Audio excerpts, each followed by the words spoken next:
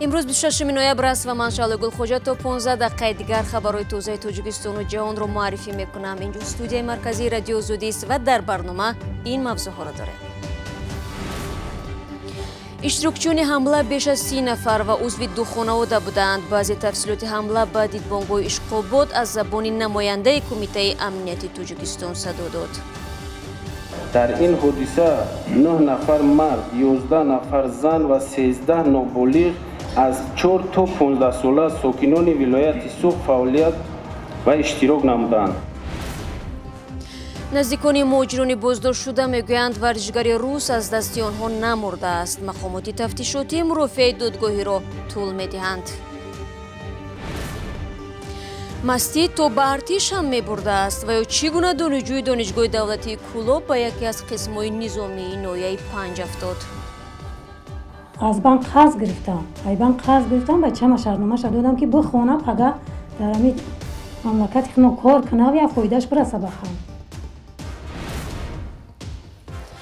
امروز یک نماینده کمیته دولتی امنیت ملی تاجیکستان ضمن نشستی در دوشنبه بعضی جزئیات حمله به دیدبانگاه اشقاباد را آشکار کرد. حمله به پستگاه در مرز تاجیکستان و ازبکستان 6 نوامبر صورت گرفته. در آن 15 حمله‌ور و چند تن از نیروهای مرزبانی و میلیسا کشته شدند. به قول نماینده کمیته دولتی امنیت ملی حمله مذکور را سوی اعضای دو خانواده که ساکن شمال تاجیکستان بودند انجام شده است. این افراد مدتی در شهر دوشنبه به سر بردند. حادثه سنه 06/11/2019 به وقوع آمده گواه آن است که اعضایان و پیروان تشکیلات تروریستی اویلوی وارد گردیده. در این حادثه 9 نفر مرد، 11 نفر زن و 13 نابالغ از 4 تا 15 ساله ساکنان ولایت سوق فعالیت و اشتراک نمودند. ولی این نماینده کمیته امنیت نگفت که نابالغان در این حمله چی مسئولیت داشتند. اطلاع اخیر با اظهارات اول مقامات که گفتند حمله‌وران 20 نفر بودند فرق دارد. به گفته محمد سعیدوف تفتیش گروه نشان داده است که دارایی رهبر حمله‌وران شهرت غفوروف بیش از 1 میلیون سومانی بوده است. تصدیق یا رد این خبر از منابع دیگر فعلا غیر امکان است. به رادیو آزادی معلوم شد 2 نفر از شرکت‌داران حمله خواهر و برادر و خوانندگان صنفی 7 و 8 یکی از مکتب‌های میانه ولایت سوق میباشند. اسم بزرگمهر یوروف وکیل دفاع شناخته تاجیک شامل قانون نوی عفو شده است. بنا به معلومات دوستانی کل مهلت زندان این ادوکات معروف را کمتر کردند. سازمان‌های حامی حقوق قضیه یوروف را بارها به عنوان یکی از نمونه‌های برجسته فشار بالای حقوق شناسان مستقل در تاجیکستان عنوان دادند که برای حمایت از حقوق افراد ناخوشایند از نظر سیاسی آسیب دیدند. مولا رجب یوسفی گزارش می‌دهد. بر اساس قانون نوی عفو 6 سال از حکم بزرگمهر یوروف وکیل مدافع زندانی کم کرده شده است. یوروف سال 2017 با جرم ساختکاری، قلابی و تحقیر پرزیدنت به 28 سال زندان محکوم شده بود. خود او و طرفدارانش این حکم را دارای انگیزه‌های سیاسی می‌دانند. الهام محمودوف معاون سردار اداره زندان‌های تاجیکستان روز 26 نوامبر تطبیق قانون عفو نسبت بزرگمهر یوروف را به رادیو آزادی تصدیق کرد و گفت بر اساس قانون نوی عفو قریب 6 سال از حکم بزرگمهر یوروف کم کرده شده است. در دادستان کلی تاجیکستان هم شامل قانون عفو شدن بزرگمهر یوروف را تصدیق کردند. مسئولان شعبه نظارت اجرای قانونگذاری در مؤسسه‌های اصلاحی دادستان کلی تاجیکستان به رادیو آزادی گفتند بجز از بزرگمهر یوروف اینچنین همکار دیگری زندانی و نورالدین محکموف نیز شامل قانون عفو شده است. ولی مسئولان دادستانی نگفتند که چقدر از حکم نورالدین محکموف را کم کردند. نزدیکان بزرگمهر یوروف میگویند درباره شامل قانون عفو شدن او فعلا خبر ندارند. بزرگمهر یوروف سال 2017 به 28 سال زندان محکوم شده بود. سازمان‌های حقوق انسان از جمله سازمان ملل متحد بارها از مقامات تاجیکستان خواستند که او را آزاد کنند، اما مقامات تاجیکستان گفتند که بزرگمهر یوروف برای نقض کدکس جنایی تاجیکستان به جوابگیری کشیده شده است و پرونده او هیچ انگیزه سیاسی ندارد. بزرگمهر یوروف سال 2015 بعد از اعلان آمادگی به حمایت از حقوق اعضای حزب حالا در تاجیکستان ممنوع حضرت اسلامی بازداشت شد. او 48 ساله بوده و رهبر کلیگ ادوکات‌های سپر بود که بیشتر به پرونده‌های حساس دست می‌زد. ملراجع یوسفی گزارش میداد قانون نوی عفو در تاجیکستان روز 25 اکتبر امسال قبول و مورد اجرا قرار گرفت. بنا به آن بیش از 7000 نفر از زندان آزاد و مهلت حبسی برخی دیگر کم می‌گردد. طبق معلومات رسمی قانون عفو ماه گذشته فعلا نسبت بیش از 8000 نفر تطبیق شده است. رو می‌ریم به موضوع دیگر. دیروز در پایتخت قرقیزستان ساکنان تظاهرات کردند. آنها را نشر تحقیقات به خیابان برآورد که فساد گسترده در مقامات گمرک این کشور را آشکار نمود. تجمعگران بعد از شعارپرتویی و جمع‌آوری امضا پراکنده شدند. آنها گفتند که واکنش حکومت را تا آخر هفته منتظر خواهند ماند. اسکندر خواجه میرزاده موضوع را ادامه می‌دهد. روز دوشنبه ازدحام در نزد بینای پارلمانت قرقیزستان در شهر بیشکک جمع شده حبس یک مقامدار بلندپایه خدمات گمرک را طلب کرد. رحیمبک مطرحیموف در یک گزارش رادیوی آزادی برنامه تهیه گزارش‌ها درباره جنایتکاری منظم و فساد یا خود OCCRP و همچنان سامانه کلاب مسئول خارجشوی پول زیاد از این کشور نامیده شده است. برادر بزرگ مطرحیموف که عضو مجلس قانونگذار قرقیزستان است، نقش داشتن برادرش در این عمل را رد نموده اصرار می‌ورزد که روزنامه‌نگاران به معلومات تکیه کردند که از فردی متهم در جنایت دسترس شده است. در گزارش گفته می شود که یک صاحبکار اویغورتبار از ولایت شینجان چین پنهانی به روزنامه‌نگاران سندهای ثابت کننده بیرونشوی میلیون‌ها دلار از قرقیزستان را پیشکش کرده است.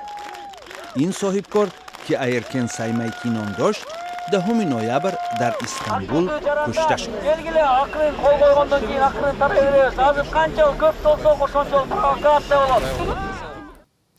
صبح 26 نوامبر بر اثر زمین لرزه در شهر تیرانا و کناره‌های پایتخت آلبانیا کمش 9 نفر به هلاکت رسیده، بناهای زیادی ولنگور شدند. زلزله برابر با 6.4 درجه چینکی ریختر ساعت 4 صبح به وقوع پیوست. مرکز آن در 30 کیلومتری غربی شهر تیرانا بوده است. خدمات ساختارنشانی و پلیس تلاش دارند از زیر خرابه‌ها مردم را بیرون کشند. در بعضی منطقه‌ها مردم از زمین لرزه ترسیده خود را از بناهای بسیار آشنا به زمین پرتافتند. در 2 ماه اخیر این دومین زمین لرزه نیرومند در قلمرو آلبانیا می باشد. تفصیلات آن را از سامانه رادیوی آزادی می توانید پیدا کنید. بینندگان عزیز، اگر شما شاهد حادثه شدید، منظره جالبی را دیدید و یا خبری مهمی شنیدید، از روی آسان و بی خطر با رقم تلگرام و واتساپ ما 420 724 05 66 81 و یا 420 724 05 39 59 بفرستید. پیشنهاد عکس و نوارهای جالب، پخش خبرهای تازه از حادثه های مهم وظیفه اساسی ماست. کمکی شما کاری ما را آسان تر می کند. با رقم وایبر رادیو آزادی 420 725 60 22 13 نوار، عکس و خبرهای خود را لطفاً برای ما ارسال نمایید. شما برنامه خبری رادیو آزادی رو تماشا دارید. نزدیکان گروهی از مهاجران تاجیکی به کشتار ورزشگر روس گمانبر میشوند. از مقامات تاجیکستان میخواهند جریان مرافع دادگاهی را نظارت کنند. 6 مهاجر تاجیک نیم سال میشود در بازداشتند. قضیه دستگیر شدن آنها در شبکه‌های اجتماعی سر و صدای زیاد به میان آورده بود، زیرا بعد بازداشت کارمندان پلیس مهاجران را مجبور کردند عقب خود را عریان کنند. همکارم سربیناز روح‌الله با نزدیکان این مهاجران صحبت کرد و قبل از برنامه من از او پرسیدم که سبب نگرانی خویشاوندانشان در چیست. والدان این مهاجران در حال به رسانه‌ها رو آوردند که نتیجه نخستین تشخیص طبی دادگاهی به فایده مهاجران انجام شده است، ولی مقامات تفتیشاتی روسیه با هر بهانه بازداشت و مرافعه‌های دادگاهی مهاجران را طول می‌دادند. همزبانان رادیوی آزادی گفتند نتیجه تشخیص دقیق نکرده است که ورزشگری روس مس از ضربه سخت فوتیده است. سرگئی چویف ورزشگری یونانی و رومی شب 6 به 7 ایون در منطقه جنوب و غربی شهر مسکو کشته شد. رسانه‌ها نوشتند که گویا مهاجران تاجیک این استاد ورزش را به کول پرتافتند و او زیر کول نفسگیر شده است. حالا این مهاجران با 2 ماده کودکس جنایی روسیه 105 قسم 1 یعنی کشتار با مسئولیت پیشکی و اوباشی گمانبر هستند. آیا این مهاجران با وکیل مدافع تامین هستند و نظر خود آنها معلوم است یا نه؟ بله شهلا، در حال حاضر از حق 6 مهاجر 5 ادوکات حمایت میکند. آنها امیدوارند که مرافع نوبتی متخصص دعوت می شود و سوالهای ناروشن در تشخیص طبی دادگاهی پرسیده خواهد شد.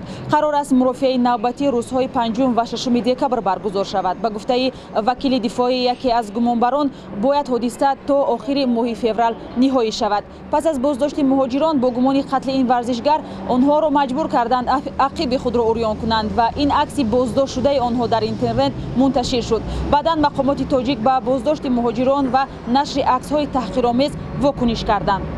جانب روسیه هنوز شرح نداده است که چرا مهاجران در یک حالت تحقیرآمیز تصویر شدند، ولی آنها ویدیوی بازپرسی گمانبران را نشر کردند که در آن مهاجران درگیری با ورزشگر روس را تصدیق می‌کنند. تشکر. سرویناز روح‌الله بود که درباره تحولات نو در قضیه مهاجران تاجیک متهم در کشتار ورزشگر روس معلومات داد.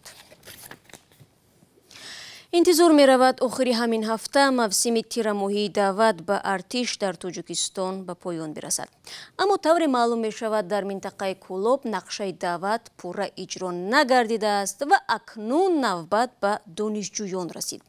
به نقل والدین یکی از نوسکران، فرزند آنها را نه تنها برای زوری به خدمت بردند، بلکه به صدارت دانشگاه فشار آوردند تا او را از صف دانشجویان خارج کنند.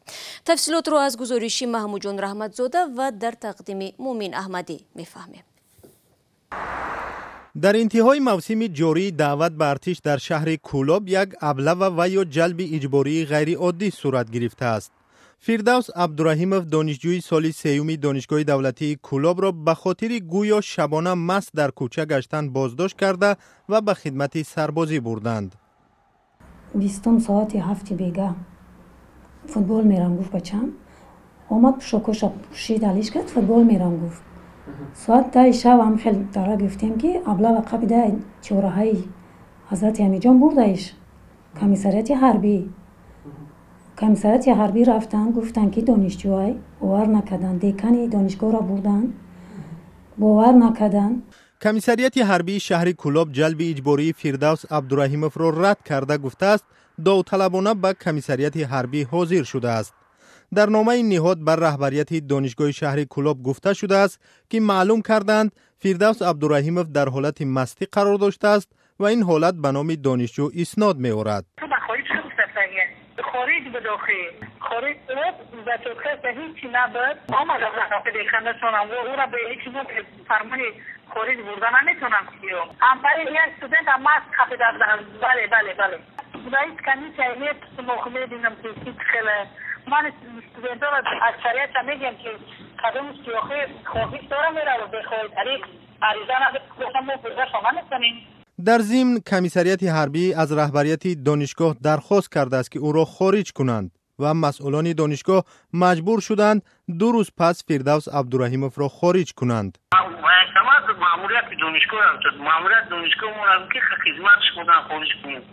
مادر فردوس عبدالرحیمov میگوید مراجعت‌های او به مقامات بی‌نتیجه بود و با شیوه خیلی دغلی پایمال کردن قانون پسرش را اجباراً به خدمت ارتش بردند، در حالی که مبلغ تحصیلش برای 1 سال را از قبل پرداخت کردند. 21 ما گرفته بودیم، روز 22 خارجش کردند. به کدام سبب؟ ما میخوام بفهمم که ما خودم یک از بانک قرض گرفتم بچه‌م شرطنامه‌اش دادم که بخونه پگه در همین مملکت خودم کار کنه و فایدهش برسه به خلق. یکی شرطنامه‌ام سوخت، بچه‌م بردن. بعد چی میشوه؟ ولی خلق بیچاره را با کی داد ما نبگیم؟ ضمناً شکایت‌ها از جلب اجباری جوانان به ارتش در حال صدا می‌دهند که به اطلاع کمیسیون دعوت در شهر کولوب نقشه سربازگیری برای ارتش زیاده از 98% اجرا شده است. برنامه امروز رو با همین مطلب پایان میبریم. تا ملاقات بعدی بینندگان عزیز، شما میتوانید شبانه روزی خبرهای تازه رو از وبسایت رادیو آزادی بخونید. من فردا شما رو منتظرم. تا فردا، خدا نگهدار.